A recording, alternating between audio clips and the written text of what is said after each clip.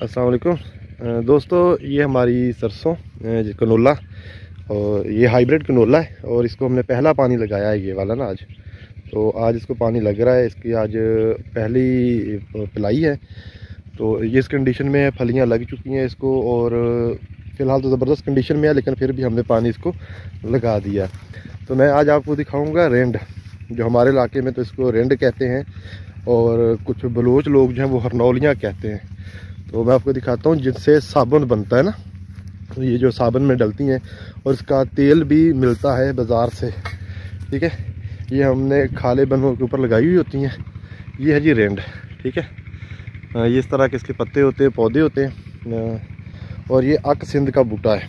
अक सिंध अगर किसी जानवर को जहरबाद हुआ हो ना, तो उसको लिए इस्तेमाल होता है, जहरबाद के लिए। ये उसके नीचे रख देते हैं, जहरबाद ख़त्म हो जाता है। ये एक पौधा टूट गया है रेंड का, ये टूटा हुआ पड़ा है, इसको फल नहीं लगा क्योंकि ये टूट गया है, इसलिए इसके फल जो है बहुत छोटे छोटे हैं। मैं आपको दिखाता हूँ, ये देखें इस तरह के इसको लगते हैं रेंड जो है। और ये ऊपर लगे हुए हैं, शायद आपको नज़र आ जाए वो सामने जो है। और ये काफ़ी ज़्यादा मकदार में उतर जाते हैं, मतलब एक पौधे से ना कभी वज़न तो नहीं किया ना हमने कभी तोले हैं। ये इसी तरीके से लगाए हुए हैं। हमें तो ये बालन का काम देते हैं, खुद ब खुद उगाते हैं यहाँ पे ना, खालों बनों के ऊपर लोग तोड़ के ले जाते हैं, इस्तेमाल करते हैं, मतलब अपने घर में जाके साबुन बना लेते हैं।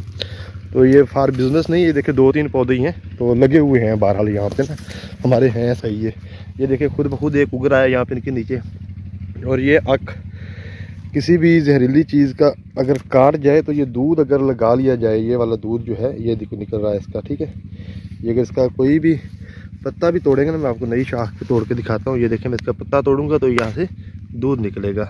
ये देखें, ये जहाँ भी लगाएंगे कोई जहरीली चीज़, बिच्छू सांप वगैरह काट ले तो उस पर लगाएं तो समझ लें कि दर्द जो है उसी वक्त ख़त्म हो जाता है। और ये भी इस तरीके से थल में उगे हुए होते हैं, ऑटोमेटिकली हर चीज़ खुद ही खुद हो जाती है। ये एक बूटी है, पता नहीं कौन सी है, बहुत गंदी बदबू है इसकी और ये इतनी ज़्यादा होती है कि बंदा बता भी नहीं सकता कि जो फसल काश की हुई होती है वो कम होती है और ये ज़्यादा होती है।